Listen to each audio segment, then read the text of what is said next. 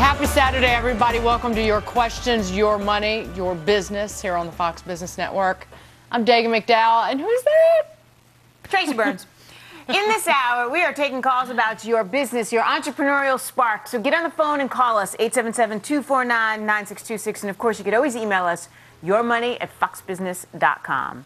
All right. I got a big book here. Really big. We're going to take your Too calls. bad you don't cook. I'm a cooking voyeur. Is that such a thing?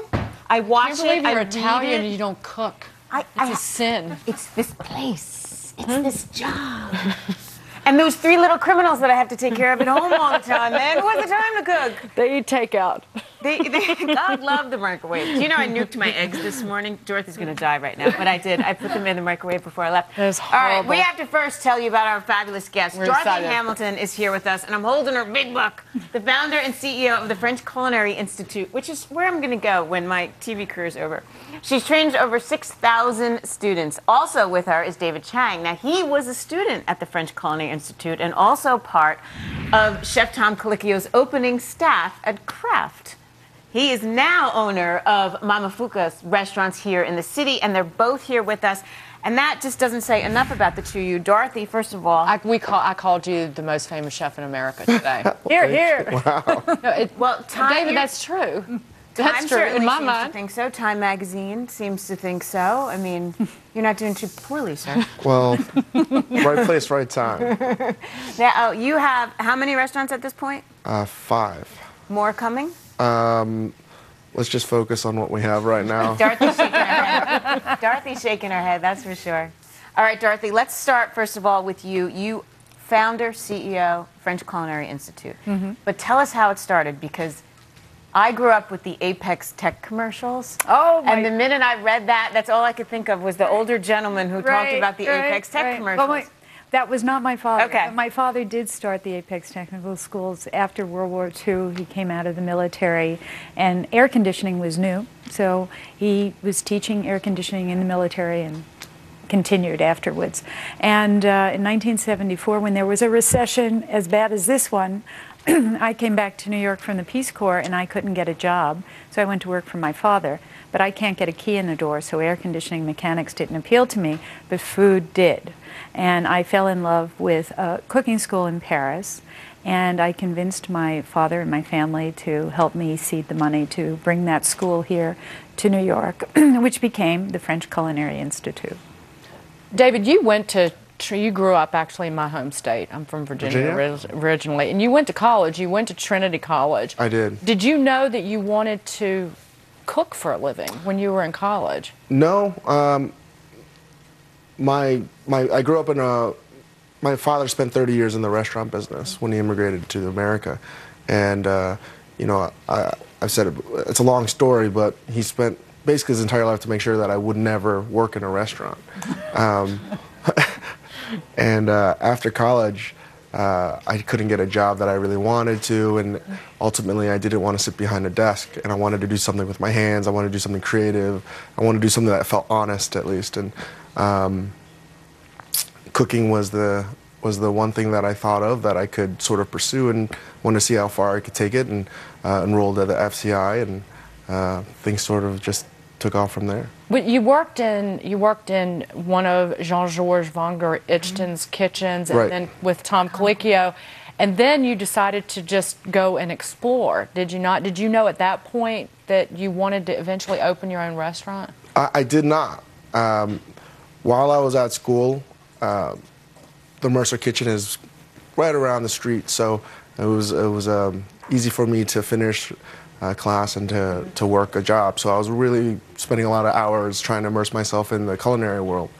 But at that time, it's not that I've been cooking forever, but there was no, the idea was you cook 10 years, 15 years, maybe you'll get your own kitchen if you're good enough.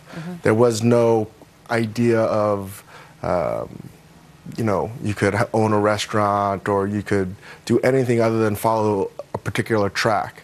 And that had been the way for many, many years. So this was a job. You had no aspirations to take on the Tom Colicchios of the world. No, I opened up a place called Momofuku Noodle Bar. Right. Nobody would Just the name itself should tell but you. come on, you're so entrepreneurial. I mean, I've seen a lot of students come out of this school, and famous ones, Bobby Flay, Dan Barber.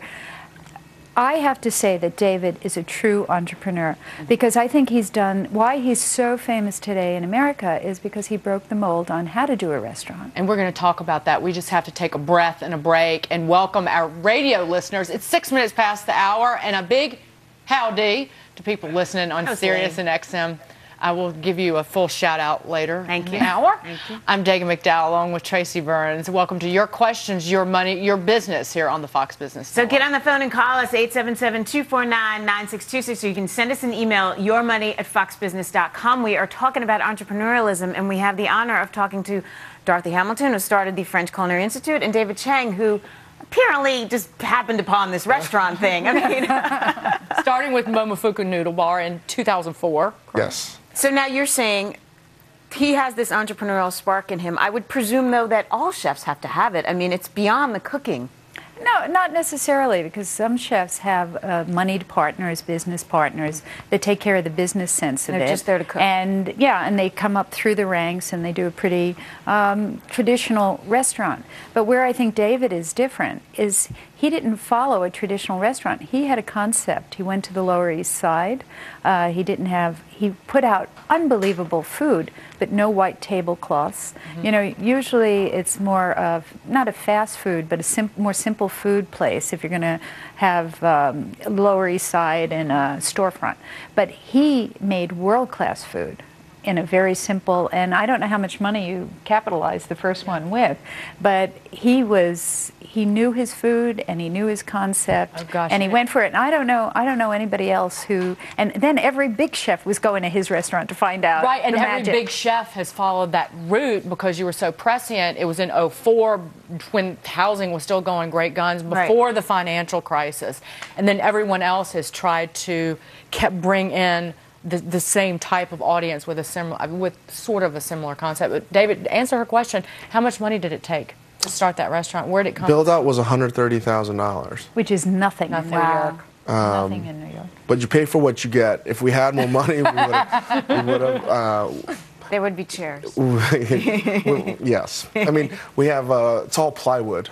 And everyone's like, well, we love the minimalist decor. What was the reason behind it? There is nothing other than we had no money.